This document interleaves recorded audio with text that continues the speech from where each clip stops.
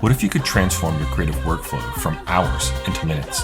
In this segment from Mastering MidJourney, I'll reveal the subtle details that top creative directors and agency leaders are using to elevate their AI-generated visuals from good to extraordinary. These aren't just basic prompts. They're the game-changing techniques that are helping agencies land bigger clients and designers create portfolio-worthy work in record time. If you've been using MidJourney but know there's more potential to unlock, these next few minutes will transform how you approach AI image generation. Let me show you the difference between good and exceptional. Okay, first, let's have a conversation around terms. So I went through and gave you the 12 essential prompt elements, and I broke them down, and I gave you a title for each of those things. And those are great terms as far as understanding concepts and how to work with something. But I don't want you to get locked into it. In other words, when I first started playing with this concept in earlier versions of MidJourney, I would actually start it by listing the element by name in my prompting. So I would say subject, colon, followed by whatever my subject was supposed to be. And then I would say action, setting, lighting, etc. And the thing with that is it's okay, it can work, but you're actually taking away from the useful tokens that are available to you in your prompting. You see, whenever you're working with MidJourney or any other AI for that matter, it has a limited number of actuating or useful tokens per prompt. Now, when you go beyond that, it doesn't mean necessarily that all those extras get excluded, but it's almost like here's the portion of this that we're going to focus on, which is the initial set of prompt elements, and we're going to use that to tell our story. So instead of saying subject, colon, and then listing a subject, frame it more as you would in conversation. You wouldn't go up to someone and say, subject, tell them the subject, action, and then give them the action. You just have a conversation. In much the same way, we want to do the same thing. We just want to make sure that our prompting is as descriptive as possible so that we're addressing those 12 essential elements. By calling them essential elements, all I'm stating is that they're valuable to you as a person that's engaging with the AI because you're covering the basis on which the AI is going to build the foundation model and tell the story visually that you're trying to create. Okay, so remember I said that there's an emphasis on a select number of tokens. So if you're putting this really complex prompt together and you're labeling every single thing, those things have weight in the word itself. So subject does have value. The only thing is when you're putting weight on those individual words, you're taking away from the opportunity to use the descriptive elements in your story as a whole to give more impact to what you're trying to say. So the question is, what if you have a series of images in mind and a one-off success simply will not work? Here's my 12 essential elements. I've got subject, action, setting, lighting and atmosphere, composition, medium, style, angle, perspective, time period, feeling, orientation, and knots. And what I've done is I've gone through and I've listed out all of those things for my story. Now here's the thing. What I'm trying to do with this initial prompt is I want to develop a setting. Now the setting is going to be that consistent aspect of where all the action takes place. The notion here is, like I said at the beginning of this piece, is we're trying to create a series of images that have a common theme. The best way to do that is to establish the setting where all of this is taking place. Okay, so with this, my setting for this particular portion is going to be a desert, and not just any desert, but the Sahara Desert, and it's going to be in the midst of a hot day. So with that, we want to build the subject, the action, the setting, the lighting, atmosphere, and all of those things. We want to construct a very arid environment. So my subject says expansive, undulating sand dunes. The action, the shifting of sand, perhaps with a lone shadow of a dune or occasional gust of wind. Okay. The setting is the heart of the Sahara Desert. This keeps it away from all the trees and the environment that might be more community-based. It's literally the heart of the vastness. Lighting and atmosphere is going to be harsh, bright sunlight, casting sharp shadows, creating a high contrast scene that emphasizes the overwhelming heat and aridity. Composition. Wide shot that captures the vastness of the unending horizon with a focus on the simplicity and minimalism of the landscape. Okay, see how I'm building or constructing this as a story. It's not just we're in the desert. This is where a lot of people kind of create that summary statement of, I want a picture of the Sahara Desert. Duh. There's no breadth to that. There's no soul. There's no life. We want to encapsulate as much of the feeling of that desert in our prompting as possible. This is what's going to give greater weight and greater impact, and also make something that's more repeatable when it comes to other images tying into this environment. We continue by saying the medium, or the creation process, is going to be a high-resolution digital photograph. The style, high contrast, minimalist photographic style, emphasizing raw nature. Angle of perspective. Now, for this first image, it's going to be a low angle to capture the towering dunes, emphasizing their dominance in the sparse landscape. Again, it's almost like you're putting someone in a setting and telling them this is what you need to feel in this space. This is the overriding concept we want to convey. So all of our words, all of our language is on purpose and on point. Continuing time period, it's really timeless, reflecting the unchanged and internal aspect of the desert. The feeling, this is what you want the feeling to be in this thing, and it's overwhelming isolation and heat, evoking a sense of solitude and the extreme conditions of lifelessness. All right. Orientation, I'm going to do this as a 7:3 ratio, so it's going to be a wide format or landscape. And the knots is because we want this arid, dry desert to have a sense of lifelessness. And so with that, I'm going to say no signs of life or vegetation, no clouds, no water. Okay, so we're excluding anything that could kind of create a story that we don't want to have in our story. Create the following image. And this is my prompt. The stark, expansive Sahara Desert in a minimalist, high contrast photographic style.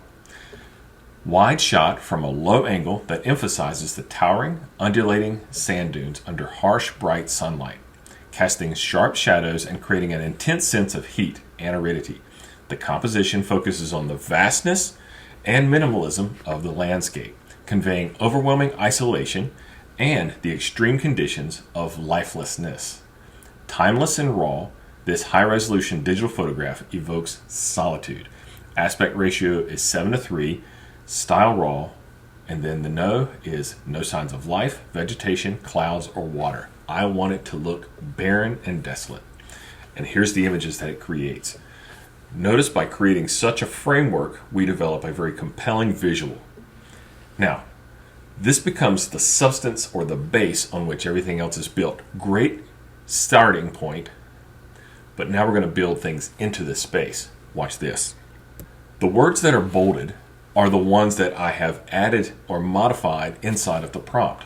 So the exact same prompt is being used, only I've added a few things. In this case, the focus is going to be close-up, wide-angle photograph of a nomadic traveler beside his loaded down camel. The nomad's hazel eyes studying the distance with his head covered in traditional desert dweller's head wrap covered in dust. Background vantage of a low angle. Again, what we're doing is we're taking the composition, keeping it the core the same, and we're adding in elements to make a slight focus change. Now the focus this time is not so much about the desert, but the desert's still there. So you'll see in the background how the desert looks nice and striking, and you're seeing it, but the focus has now been shifted. It's almost like we've taken the camera angle and we've zoomed in on an element within this desert region. Watch this. What if we change the camera angle and the position and the framing to create something different? And here we go. Now we've moved the camera around behind our subject, and it says wide angle photograph from behind a nomadic traveler walking beside his loaded down camel. The nomad's head covered in traditional desert dweller's head wrap. Notice I don't have a mention of his hazel eyes or him looking off in the distance. The reason is because we're behind the guy, so those things aren't seen. Elements that aren't part of the story you're trying to tell need to be removed, so you want only the essential elements that are part of what you're trying to communicate right now. Continued, the nomad is approaching a small desert oasis with a few sparse trees and a traditional stone well. Background vantage of a low angle. Okay, so here again, we're keeping the core elements in place, and we're adding to and we're changing the position of our camera. We're moving things around so we're getting a more interesting visual. And what's really cool with this is, think about it this way. Here's my camera. It's a Canon EOS Rebel, and it's an older T2i. Now, with this camera, I've taken a lot of photographs. But here's the neat thing, is when you're composing with your prompts, you're basically controlling the lens, the camera, but you're also figuring out what's going to be seen by the finished image. So, what we're saying here is we're defining a wide-angle photograph from behind. We're not just talking about the camera itself. We're talking about where you are in relation to the things that are happening in your scene. Keep that in mind. You're trying to control how the viewer is observing and experiencing the images that you're creating. Also, even though I've left no vegetation, no clouds, no water, it still brings up a tree. And the reason is because I said with a few sparse trees, 1, 2 is fine. I don't need a whole lot. And so by saying no vegetation, it limits out all the other vegetation. Now, it doesn't mean that it cuts out everything. You can still override the knots, but this helps to better enable the AI to accomplish the thing that we're after. And here's another. This time we're changing our camera angle and we're basically getting down on the ground and looking up. But look at what we're doing. Wide angle extreme close-up shot of footprints in the sand. So now, instead of being just behind the traveler, we're at his footprints and we're able to see these in the frame. And I love this composition. This is a great visual, but what we're doing is we're telling the story and we just keep moving around so that we're giving the details that matter in order to tell the story visually that we want to convey. And here's yet another. This time, instead of being down on the ground, we're up in the air looking down. And so it says wide angle, bird's eye view of a distant nomadic traveler. And again, the key things is still in place. Nothing's really changed in relation to the rest of our prompt. Just by making these minor changes to the details that matter, we can change the framework of the visual we're creating. Now, we've already got the 12 essential prompt elements in place that I've already described. But what we're able to do here is by fine-tuning our adjustments, we can get just what we're trying to create and create a compelling series. And here again, we're going to zoom in, and this time it's the stark expanse of Sahara Desert in a minimalist, high-contrast photographic style. Wide-angle extreme close-up shot of a hand pulling a leather-covered flask from the sand. And then I go down to the end, timeless and raw, this high-resolution digital photograph evokes solitude. So again, this is really interesting. Another piece of this is where it says extreme depth of field. So by having the extreme depth of field, it allows the focus to be really close and get to the details of that hand grabbing something from the sand and everything behind it going out of focus because of the depth of field.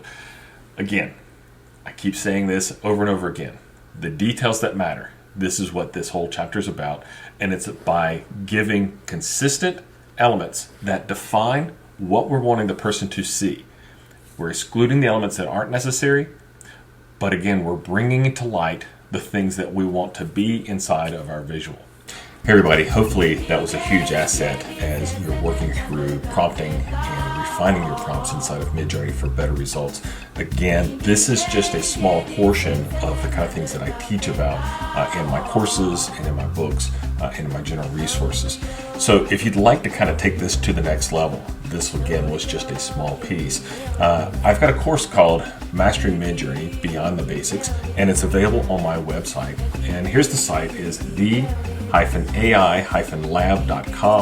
If you scroll down, you'll see Enroll for MidJourney, or you can click on Courses and be taken to here where we can click on MidJourney, and it's Master MidJourney Beyond the Basics. Inside of here, there's a full breakdown of everything that you can find in the course where I go in depth, starting from those who've never done one prompt all the way up to those who are in that space of feeling like they've mastered the product. I guarantee that if you take the class, you're going to come away knowing far more than you imagine you could have learned in the space of a few hours. Again, this is my course on AI Lab, Mastering MidJourney Beyond the Basics. I hope you jump in and get a lot out of it. Thanks again. This is Brian Sykes with the AI Lab. Have a great day.